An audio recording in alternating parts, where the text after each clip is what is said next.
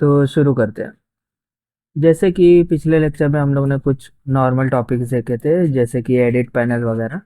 तो आज उसके आगे का देखेंगे। तो उसके लिए सबसे पहले मैं अनटाइटल प्रोजेक्ट पे डबल क्लिक करता हूँ, जिससे कि मेरा एक न्यू प्रोजेक्ट क्रिएट हो जाएगा। और अब यहाँ पर देखोगे मीडिया पैनल, तो मीडिया पैनल से मैं कुछ वीडियोस जो है वो इंपोर्ट करता हूँ। जैसे कि डाविंसी वीडियोस में यहाँ पर मैंने कुछ रेफरेंसेस वीडियो रखे हुए हैं, आप उसमें म्यूट करता हूँ मैं। और यहाँ से कुछ ऐसे स्क्रॉल करके भी आप लोग वो सब चेकआउट कर सकते हो कि वो कौन सा वीडियो है, अगर आपको बाहर से पता नहीं चल रहा है तो। क्योंकि देखोगे आधे से ज्यादा जो है वो ब्लैक ब्लैक दिखाई दे रहे हैं, अभी दिखना शुरू हो जाएंगे। जैसे कि वो लोड होने में थोड़ा सा टाइम लगे। तो जो कुछ भी मुझे चाहिए वो मैं सिंपली कुछ इस तरीके से ड्रैग कर लूंगा और यहाँ पर मैं चेंज पे क्लिक कर दूंगा। तो ये कुछ इस तरीके से आपके पास वीडियोस आ जाते हैं। यहाँ से भी जैसे कि सबको सिलेक्ट करके राइट क्लिक करके आप create new timeline using selected clips. जैसे कि मैं सिंपली यहाँ पर आई दबाता हूँ, ओ दबाता हूँ। यहाँ पर ये वाला सीन चाहिए, आई ओ। या फिर यहाँ पर क्लिक करके यहाँ से चेकआउट कर सकते हो प्ले करके। हाँ, ये वाला सीन मुझे चाहिए, तो यहाँ पर पीछे आता हूँ, यहाँ पर आई एंड ओ, इतना चाहिए। फिर ये वाला क्लिक करूंगा, फिर इसके अंदर भी चेक करूंगा कि कौन सा सीन मुझे चाहिए। ओके, ये वाला अच्छा दिख रहा, तो आई ओ, इतना चाहिए मुझे। फिर स्टॉप करता हूँ। ऐसे ही मैं ये चारों क्लिप्स को सिलेक्ट करके राइट क्लिक करके create new timeline using selected clips. जैसे मैं क्लिक करूंगा यहाँ पर टाइमलाइन का नाम पूछा जाएगा, तो मैं बोलूंगा एडिट पैनल एंड क्रिएट कर दूंगा। इससे होगा क्या, जितना मैंने छोटा छोटा क्लिप्स सिलेक्ट किया था उतने ही क्लिप्स एक न्यू क्लिप बनकर आ जाएगा, टाइमलाइन बनकर आएगा कुछ इस तरीके से। अगर आप ज़्यादा रखोगे तो ज़्यादा कर सकते हो, जैसे कि यहाँ पर आई एन ओ वगैरह कर सकते हो। या फिर यहाँ पर आता हूँ, कंट्रोल शिफ्ट एक्स। तो आपने देखे ही थे कि अगर कोई भी क्लिप सिलेक्टेड है उसका अगर आपको ये निकालना होगा मार्कर्स, तो यहाँ पर मार्कर में clear in and out all text है, तो इन एंड आउट आपका निकल जाएगा। ऑल टेक्स्ट दबा दो, सबके इन एंड आउट गायब हो जाएंगे। उसके अलावा अगर आप ये पैनल बंद करते हो इंस्पेक्टर विंडो, तो कि कुणाल का डाउट था कि उसमें दो दो विंडोज दिख रहे हैं। तो ये दो दो विंडोज नहीं है, तो एक जो होता है वो हमारी टाइमलाइन होती है, जो कि ये होती है नॉर्मल जहाँ पर अपन काम कर रहे हैं। और एक जो विंडो होता है वो ये वाला वीडियो होता है, जो कि आप यहाँ से चेकआउट करने के लिए रहता है। ये हर सॉफ्टवेयर में आपको दो विंडोज ही मिलते हैं। जैसे कि एक होता है सोर्स विंडो और एक होता है टाइमलाइन विंडो। जैसे कि सोर्स विंडो में आप कोई भी वीडियो सिलेक्ट करोगे वो वीडियो दिखाई जाएगी, और टाइमलाइन में हमारी टाइमलाइन ही दिखाई जाएगी। आप मल्टीपल टाइमलाइंस भी बना सकते हो। कैसे, यहाँ पर आ जाओ, राइट क्लिक करो टाइमलाइन, और यहाँ पर देखोगे नहीं आ रहा है तो यहाँ पर नीचे आएगा जैसे कि क्रिएट न्यू टाइमलाइन, तो क्लिक करता हूँ क्रिएट। तो यहाँ पर देखोगे एक टाइमलाइन ऐड हो चुका है। यहाँ पर मैंने वीडियो लिया हुआ था इसलिए ऐसा है। तो देखोगे दो दो टाइमलाइंस आ चुके हैं। ऐसे आप मल्टीपल टाइमलाइंस पे एक साथ काम कर सकते हो और एक साथ एक्सपोर्ट के लिए डाल सकते हो। जैसे कि समझ लो आप बहुत बिजी हो, आपके पास ज्यादा टाइम नहीं होता, तो क्या कर सकते हो, पूरा दिन आप काम करते बैठ सकते हो। जैसे कि videos timeline one timeline two वगैरह वगैरह, जितने आप टाइमलाइंस पर काम कर सकते हो उतना। जैसे कि समझ लो ये दो है, फिर मैं क्या करूंगा, दोनों एक साथ एक्सपोर्ट के लिए डालूंगा। वो भी हम देखेंगे कैसे एक्सपोर्ट पे डाल सकते हैं। तो क्या होगा, जैसे कि मैंने दिन में 10 वीडियो पे काम किया और रात को निकलने से पहले, जैसे ऑफिस से निकलने से पहले मैंने 10 के 10 वीडियोस रेंडर के लिए डाल दिए, और सुबह आने तक वो रेंडर होके आ चुके। ऐसे भी आप लोग कर सकते हो। ये एक बेनिफिट होता है कि बैकएंड में आपका पीसी काम करता रहेगा रेंडरिंग का, और आपका टाइम वेस्ट भी नहीं होगा। जब आप घर पे जाओगे वगैरह अगले दिन आओगे तब तक आपका सारा रेंडर हो चुका होगा। तो ये एक बेस्ट बेनिफिट आपको मिलता है। सेकेंड चीज, ये सारे टूल्स हम लोग ने देख लिए थे, प्लस जो टूल्स यहाँ पर हम लोग इंसर्ट करने वाले थे ये भी देख चुके थे, अप एंड एट एंड वगैरह ये सब हम लोग ने चेकआउट कर चुके थे। इसमें एक ऑप्शन इंपॉर्टेंट है, जैसे कि मैं फिलहाल के लिए डिलीट कर रहा हूँ और एक वीडियो ले लेता हूँ। यहाँ का लिंक थोड़ा ब्रेक है तो लिंक ऑन कर देता हूँ और यहाँ से ब्लेड की मदद से मैं कट्स मारता हूँ और मूव टूल की मदद से, सिलेक्शन टूल की मदद से, बैक स्पेस की मदद से मैं डिलीट करूंगा। तो ये कुछ इस तरीके से मैंने कट्स ले लिए। अब जैसे कि ये सारे टूल्स हमारे हो ही चुके थे एक से एक, जैसे कि पूरा। अब बचे क्या थे हमारे इंस्पेक्टर विंडो के।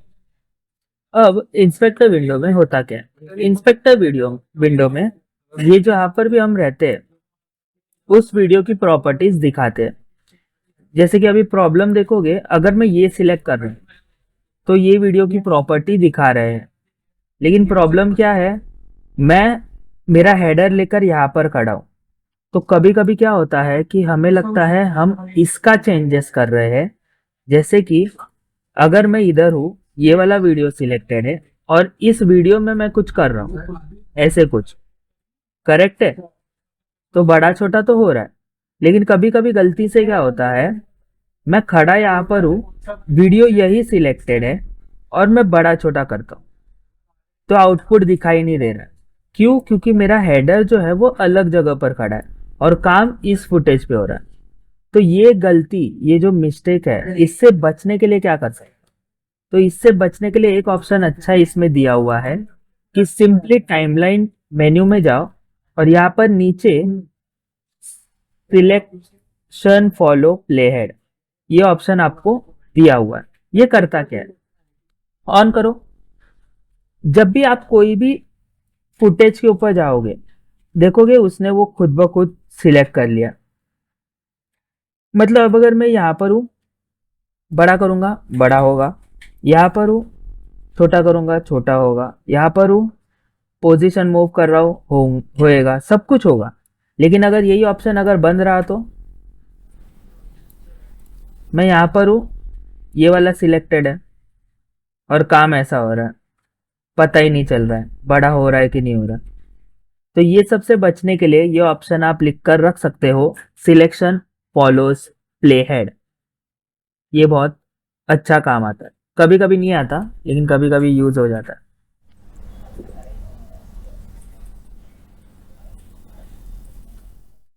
उसके बाद जैसे कि ये हम लोग ने एक ऑप्शन देखे आज, सिलेक्शन फॉलोज प्ले हेड। अब ये देख लेते हैं, ये मैं थोड़ा बड़ा करता हूँ यहाँ से कि सारे ऑप्शंस मुझे एक ही लाइन में दिखाई दे। अब यहाँ पर वीडियो, ऑडियो और फाइल ऐसे तीन ऑप्शंस दिए हुए। फाइल के ऑप्शन हम लोग ने उस दिन देखे थे, जैसे कि शॉर्ट, सीन, टेक वगैरह। यहाँ पर नाम डालकर आप मास्टर बिन में चेकआउट कर सकते हो, स्मार्ट बिन मास्टर बिन्स में।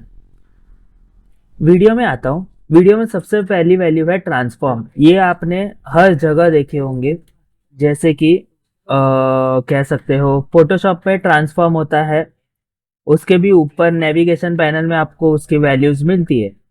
सेम आपको एनिमेट में भी मिलेगा, सेम आपको इलस्ट्रेटर में भी मिलेगा। जिनका आफ्टर इफेक्ट हुआ है उनको भी पता रहेगा ये सब ऑप्शंस, और बहुत कुछ। मतलब हर सॉफ्टवेयर में ट्रांसफॉर्म कॉमन होता है। ट्रांसफॉर्म होता क्या है, आपका वीडियो क्या कर रहा है वो बताता है। जैसे कि जूम, आपकी वीडियो कितनी जूम होनी चाहिए, सॉरी हाँ ये वाला, कितनी जूम होनी चाहिए। अगर आपको प्रॉपर नहीं लग रहा है, यहाँ पर आकर ये रीसेट कर दो तो वो पॉइंट रीसेट हो जाएगा। देखोगे ये एक्स एंड वाई अलग अलग मतलब सेम दिया हुआ है कि अगर मैं एक्स बड़ा कर रहा हूं तो वाई भी बड़ा हो रहा है। अगर मैं चाहता हूं कि अलग अलग हो, लिंक ब्रेक कर दो तो ये कुछ इस तरीके से स्ट्रेच होगा। ठीक, रीसेट कर देता हूं एंड लॉक तो आ चुका। फिर आता है position, left right. X value जो होती है वो हॉरिजॉन्टल होती है, लेफ्ट राइट, और वाई वैल्यू जो होती है वो वर्टिकल होती है, अप डाउन। उसके बाद आता है रोटेशन एंगल। आप वीडियो को रोटेट भी कर सकते हो जैसे आपकी मर्जी हो। क्लियर। उसके बाद आता है anchor point. Anchor point maximum बीच में होता है, इसमें दिखाई नहीं दे रहा है। देखोगे अगर मैं ये मूव करूं कुछ भी पता नहीं चल, लेकिन अब मैं रोटेट करूं तो पता चलेगा। देखोगे पहले ये जब रोटेट हो रहा था तो सेंटर से हो रहा था, अब ये राइट से हो रहा है। लेकिन इसका पता कैसे लगाऊं मैं? पता लगाने के लिए यहाँ पर देखोगे नीचे, जैसे कि ये सिलेक्ट है मेरा क्लिप, सॉरी, यहाँ पर आओगे तो यहाँ पर एरो पे क्लिक करता हूँ मैं, और यहाँ पर ट्रांसफॉर्म वैल्यू पे क्लिक कर। तो जैसे ही ट्रांसफॉर्म ऑन हो जाएगा, अभी आप अगर एंकर पॉइंट मूव करोगे देखोगे एंकर पॉइंट मूव होता हुआ मुझे दिखाई दे रहा है कुछ यहाँ पर। अब अगर मैं रोटेट करूंगा तो वो वहां से रोटेट हो रहा है, देखो, करेक्ट। वही अगर मैं एंकर पॉइंट बीच में लेकर आऊं तो यहाँ से रोटेट होगा, ये देखो। 0.35। वही अगर मैं राइट में लेकर लेफ्ट में लेकर जाऊं तो इस इधर, ये देखो, करेक्ट। तो आप ऐसे मल्टीपल मतलब पॉइंट्स चेंज कर सकते हो। अभी मुझे इसकी जरूरत नहीं है तो मैं बंद कर दूंगा। उसके बाद आता है पिच एंड यॉ। अब पिच एंड यॉ क्या है? पिच अगर मैं बढ़ाता हूं तो ये पर्सपेक्टिव ग्राउंड या फिर टॉप की तरह हो जाएगा। देखो ऐसा कुछ कि ये ग्राउंड है और ये सीलिंग है करके। सीलिंग के लिए ये थोड़ा ऊपर जाना चाहिए, तो मैं अंडू करता हूँ और थोड़ा ऊपर भेज देता हूँ। चलो ऐसा कुछ। अगर इसकी मैं डुप्लीकेट ले लूँ, अल्ट प्रेस एंड ड्रैग, इसे मैं यो पिच बढ़ा देता हूँ और वाई वैल्यू नीचे लेकर, अगर प्ले करूंगा तो ये देखो,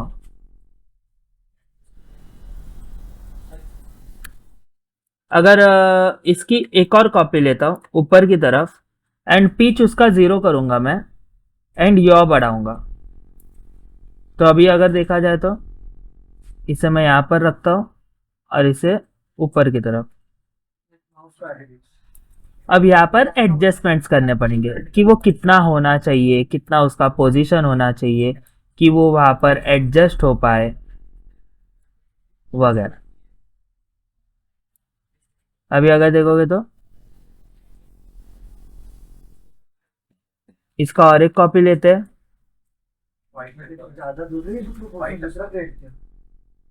अल्ट, मुझे कुछ अरे कॉपीज आ रहे थे, मेरा ध्यान नहीं था। जैसे कि ये फर्स्ट है, up down right left. Left को मैं करूंगा कुछ इस बाजू और फिर पोजीशन इसकी यहाँ ले जाऊंगा। तो देखोगे एक ही वीडियो लेकिन उसके 4 आउटपुट। उसके अलावा जैसे कि 1 2 3 4, ये जो फिफ्थ है उसका सब रिसेट कर दूंगा और जूम छोटा कर दूंगा।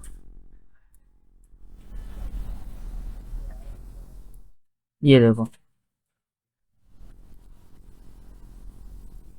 एक ही फुटेज है।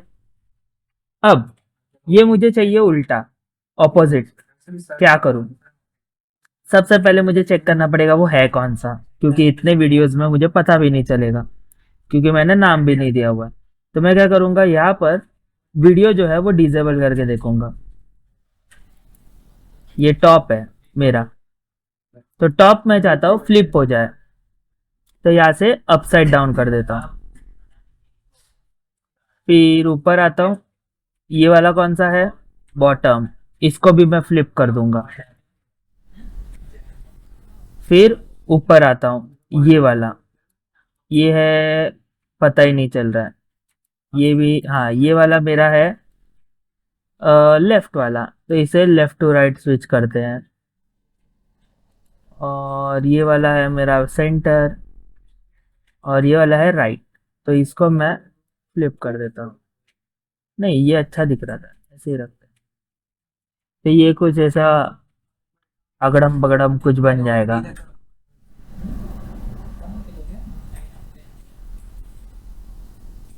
तो मेन वीडियो तो बीच का ही है, लेकिन मैंने इतना खराब कर दिया है कि बोलो मत।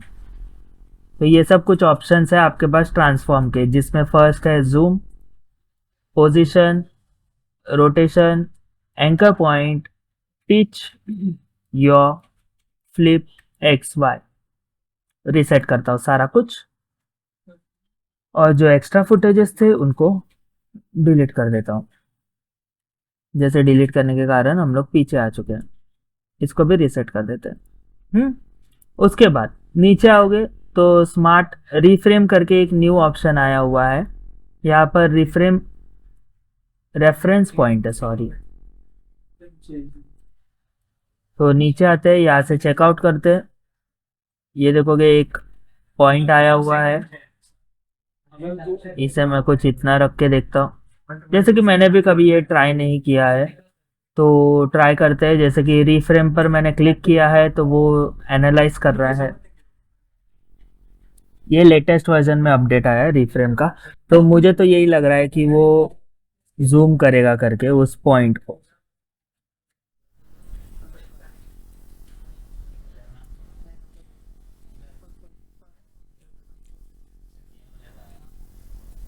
फॉन्ट साइज अच्छी होगी तो अच्छी होगी, ऐसा वाटतं मला सगळ्यांनी सेफ ठेवा.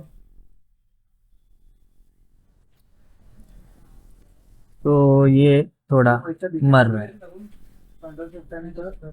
तो ये देखते हैं, चेक करते हैं बाद में। मैं ऑटो पर ही रख रहा हूँ और क्लोज कर देता हूँ कि मुझे अभी ज़रूरत नहीं है। उसके बाद आता है क्रॉपिंग का पार्ट। कभी कभी क्या होता है ना कि कोई कोई सॉफ्टवेयर है जिसमें क्रॉपिंग ऑप्शन ही नहीं है, मतलब आप वीडियो को क्रॉप ही नहीं कर सकते। तो उसमें प्रॉब्लम ये होता है ना कि अगर मुझे इसे सिनेमैटिक लुक देना है वगैरह, तो मुझे इसके ऊपर दो सॉलिड लेयर्स लगाने पड़ते हैं, वो भी कुछ ऐसे ब्लैक लेयर्स जो कि इतना कवर करें। वो कैसे करेंगे? तो मैं इफेक्ट पैनल में आऊँगा। इफेक्ट पैनल में यहाँ पर टाइल्स या फिर जनरेटर्स, जनरेटर से यहाँ पर एक सॉलिड कलर उठा कर लूँगा। सॉलिड कलर लेने के बाद जितना मुझे चाहिए उतना, जैसे कि फुल चाहिए, फिर सिलेक्ट करूँगा, सेटिंग में जाऊँगा और यहाँ से इसका जो वैल्यूज़ है, जैसे कि देखोगे जूम वैल्यू, तो इसे बंद करूँगा और ये तो मैं फुल ही रखूँगा, इसे मैं कुछ इतना रखूँगा और फिर इसका पोजीशन ऐसा रखूँगा कि वो सिनेमैटिक लगे। जैसे कि एक यहाँ पर और कंट्रोल डी, सॉरी, अल्ट दबाकर कॉपी, और इसे मैं रखूँगा ऊपर की तरफ। रीसेट, दिख क्यों नहीं रहा ये वाला पॉइंट? ओके, डिसेबल है, तो इसे मैं कुछ यहाँ पर रखूँगा। तब वो जाकर कैसे कि एक सिनेमैटिक लुक में आता है। लेकिन जो डाविंसी है उसमें आपको क्रॉपिंग का पार्ट पहले ही दे दिया जाता है, जिससे थोड़ी हेल्प हो जाती है। कैसे क्रॉपिंग? जैसे कि लेफ्ट से कितना कट करना चाहते हो ये देखो, राइट से कितना करना चाहते हो, टॉप से कितना करना चाहते हो। जैसे कि मैं बोलता हूँ 130, तो 130 डाल दो, और बॉटम से जैसे कि यहाँ से 130, तो 130 कर दो। ऐसा कुछ। तो इसमें कैसे लेयर तो एक ही रह गई, बाकी मेरा काम भी हो गया और पूरे फुटेज पर हो गया वो, ना मुझे एडजस्ट करने की ज़रूरत ना कुछ। उसके अलावा यहाँ पर सॉफ्टनेस, जैसे कि एक तरीके से फेदर बोल सकते हो, फोटोशॉप में फेदर देखे हो उस टाइप का, तो फेदर भी आप यहाँ से दे सकते हो। मैं रिसेट कर रहा हूँ सब कुछ, नीचे आता हूँ, क्रॉपिंग बंद करके डायनेमिक जूम, ये ऑप्शन मुझे सबसे ज़्यादा पसंद आता है। क्यों? डायनेमिक जूम जैसे ही ऑन करोगे देखोगे थोड़ा सा जूम हुआ वो। अगर मैं यहाँ पर रखूँ, डायनेमिक जूम ऑन करूँ और प्ले करूँ, तो इतना खास नहीं लगता। क्यों? क्योंकि यहाँ पर अगर आप जाओगे, सॉरी, ये फुटेज के यहाँ पर, एंड यहाँ पर डायनेमिक जूम रहता है। इसमें ये करता क्या है कि रेड वैल्यू से ग्रीन वैल्यू देखोगे, इतना खास नहीं लगेगा। तो करना क्या है, जैसे कि, सॉरी, क्लिक करता हूँ मैं, डायनेमिक जूम फिलहाल के लिए बंद करता हूँ और इसका एक सीन ले लेते हैं। जैसे कि हाँ, ये वाला, यहाँ से मैं कंट्रोल बी, ब्रेक मतलब ब्लेड मार सकता हूँ डायरेक्टली, मुझे ब्लेड लेने की ज़रूरत नहीं पड़ती। ये ले लेता हूँ और यहाँ पर कंट्रोल बी, ब्रेक किया, तो मेरे पास अब देखोगे ये छोटू सा एक सीन मिल गया। प्ले करके देख सकते हैं ऐसा कुछ। तो मैं क्या करता हूँ, इसको सिलेक्ट करते हुए, ये डायनेमिक जूम ऑन है मेरा, यहाँ पर ईज इन दिया हुआ है। अब ईज इन देखो तो स्लो इन और ईज आउट, स्लो आउट। इसमें तो पहले से ही वो ऑप्शन है, इसलिए इतना फर्क भी नहीं पता चलेगा। लेकिन अगर मैं यहाँ पर डायनेमिक जूम ऑन करूँ और जूम करके जैसे कि ये कैरेक्टर पे इतना फोकस करूँ, तो ये करके क्या देता है, इसका भी फाइनल और हेडलाइन नहीं डालते हैं। जैसे कि देखोगे ग्रीन से रेड की तरफ वो आया। जैसे कि फर्स्ट फ्रेम मैंने कुछ ऐसे रखा हुआ है, इतना कुछ, और लास्ट फ्रेम इतना कर देता हूँ।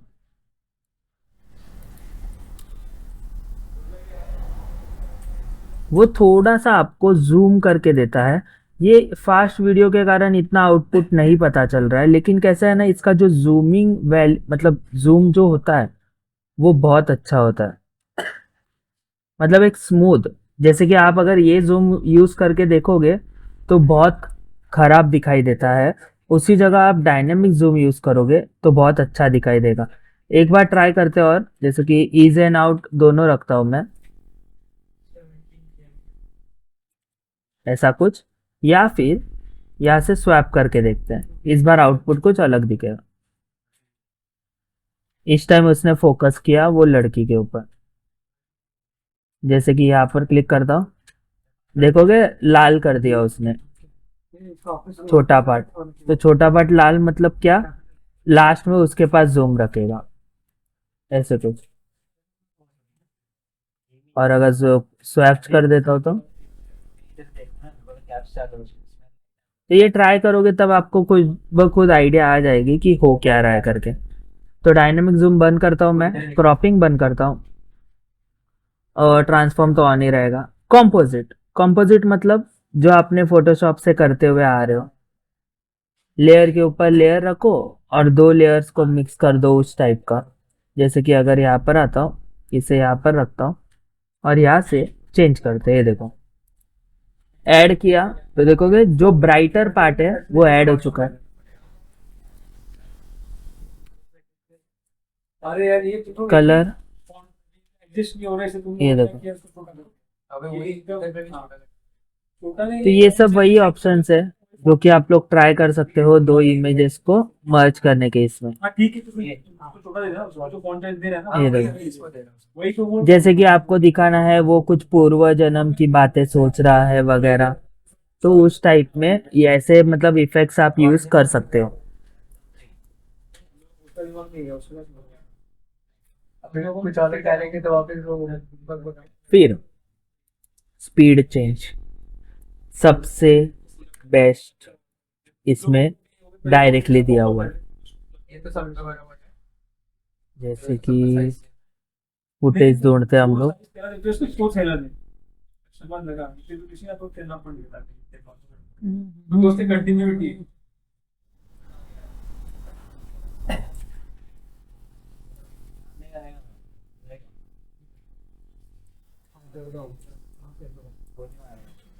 एनिमेशन करके तुम्हारे नाम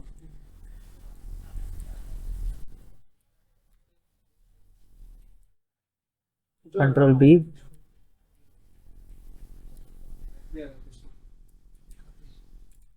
कंट्रोल बी,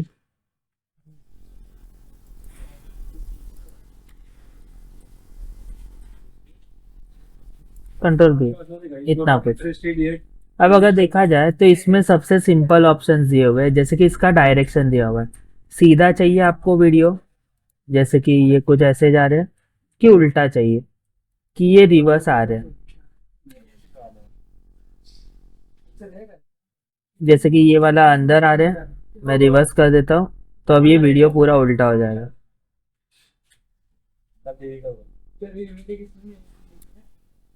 उसके अलावा यहाँ पर फ्रीज दिया हुआ है, फ्रीज क्या कर देगा, फ्रेम को फ्रीज कर देगा पूरे के पूरे। Nice, very nice. तो ये राइट रखता हूँ देखते रहो पहले प्रोजेक्ट चल रहा है। और ये भी राइट रखता हूँ तो वो चलेगा वीडियो।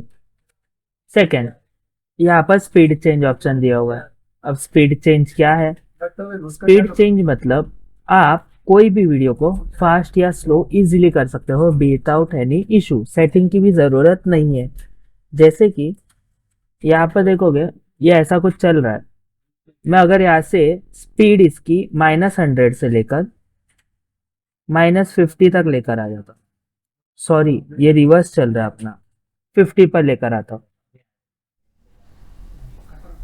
थोड़ा फास्ट हो जाए, स्लो हो गया है, 100 का 200 कर देता हूँ इंटू 2 स्पीड,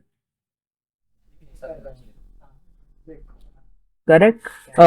ये जो स्पीड चेंज है ये बेसिक है इसके अंदर, इसमें एक स्पीड रीमैपिंग करके भी आता है जिसमें थोड़ा एडवांस चलेगा हमारा स्पीड में। तो ये आपके पास 4 ऑप्शंस है। इसमें देखोगे अभी प्रॉब्लम, मेरा जो फुटेज था वो इतना ही था यहाँ तक, और जब मैंने इसकी स्पीड बढ़ाई इंटू 2 कर दिया तो उसने क्या किया, इसके आगे का फुटेज उसके अंदर एडअप कर दिया। ये वाला सीन था ही नहीं, उसने ये वाला सीन भी ले लिया। तो करे क्या, यहाँ पर रिपेल टाइमलाइन ऑन कर दो। इससे क्या होगा, जब आप स्पीड डबल कर देंगे वो आगे के फुटेजेस को उसके साथ छोटा कर देगा। ये देखो, मतलब वो वीडियो एडअप नहीं करेगा, वो वीडियो जितना था उतना ही रखेगा, सिर्फ उसकी स्पीड बढ़ा देगा। तो ये आप यूज कर सकते हो स्पीड रिपेल टाइमलाइन करके। और स्लो मोशन के लिए पीछे कर लो माइनस, तो वो स्लो कर देगा। ये देखो, ये तो बहुत ही ये है, तो इसको भी स्लो कर देता हूँ -160। ये रिवर्स चला गया।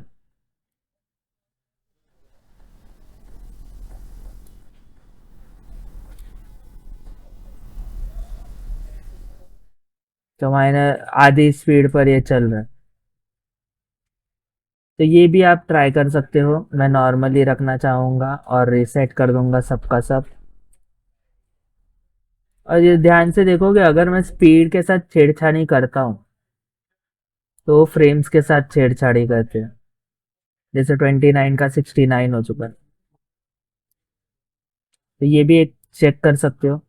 उसके अलावा सबसे अच्छे ऑप्शंस स्टेबलाइज। अब ये क्या करता है, जैसे कि आप किसी के वीडियोस निकाल रहे हो फ़ोन से, मेरे पास कुछ वीडियो है वो देखते हैं कि नहीं। ये वाला है,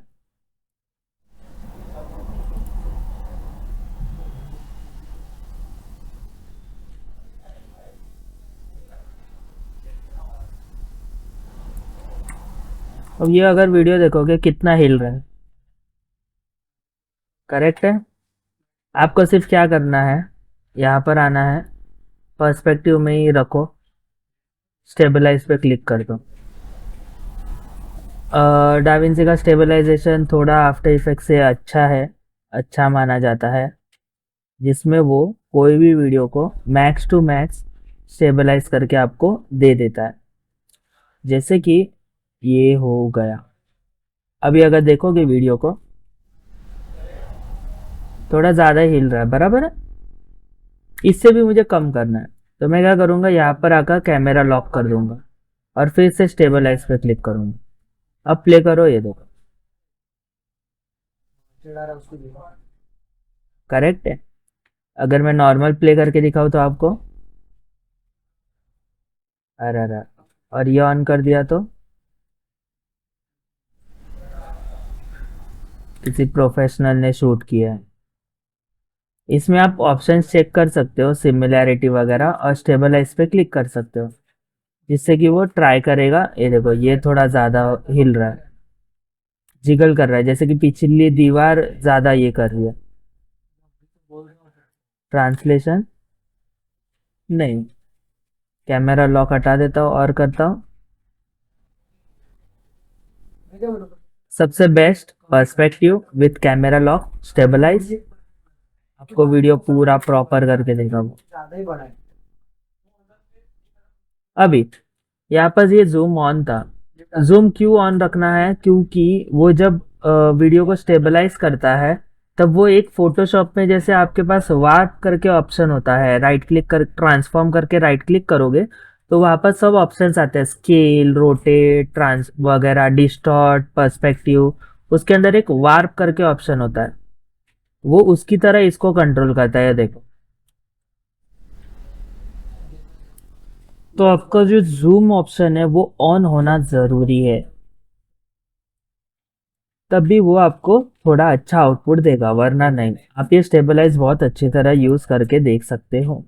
उसके बाद आता है लेंस करेक्शन। एनालाइज करो, क्या किया वो मुझे भी नहीं पता। यहाँ पर एक डॉट आ गया क्या?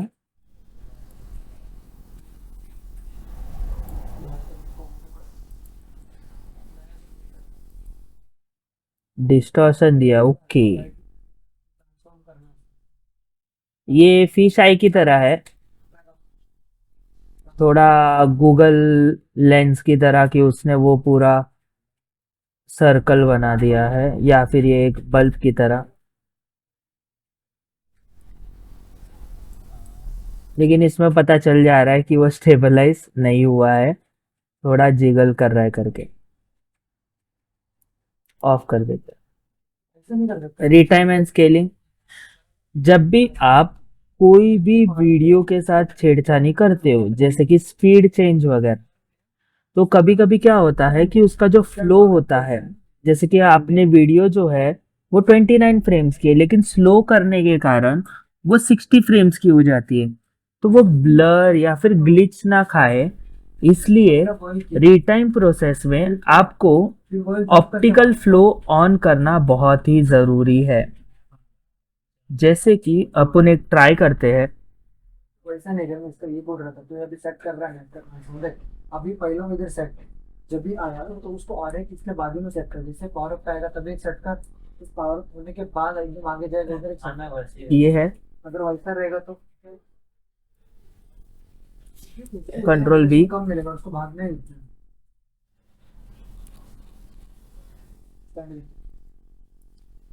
कंट्रोल बी,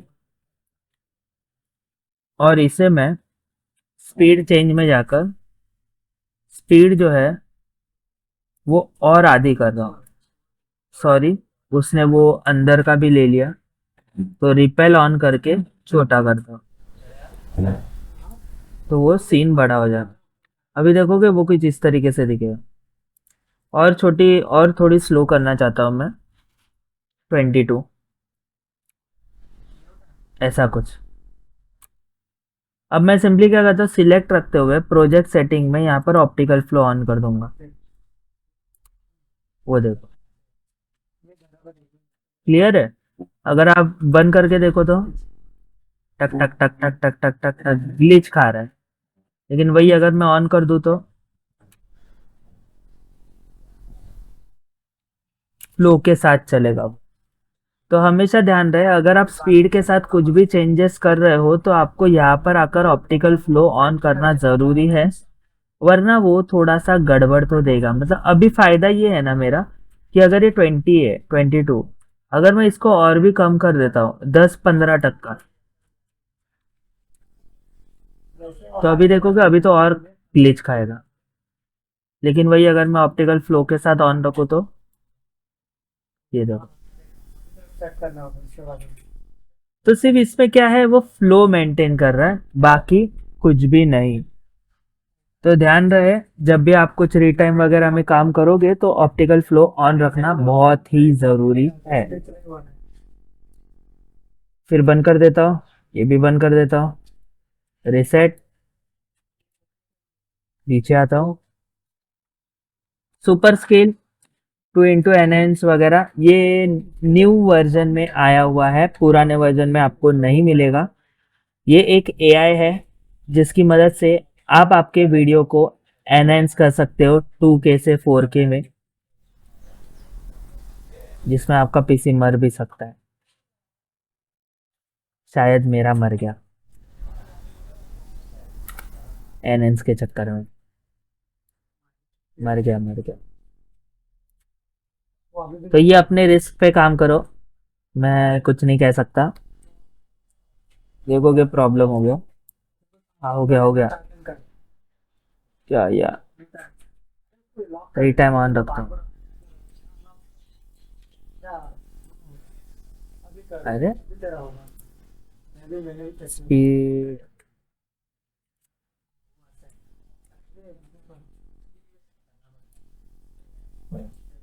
तो ये आपके ऊपर है। ये मैं पूरा हाई पे रखा हूँ। यस, अब देखा जाएगा पीसी जिंदा रहता है कि नहीं। ज्यादा देरी हो रहा है तो इससे आपके वीडियो की जो क्वालिटी होगी ना वही सिर्फ एनहांस होगी, बाकी कुछ नहीं नया होने वाला। जैसे कि आज हमारा ये सारा कुछ खत्म हो चुका है।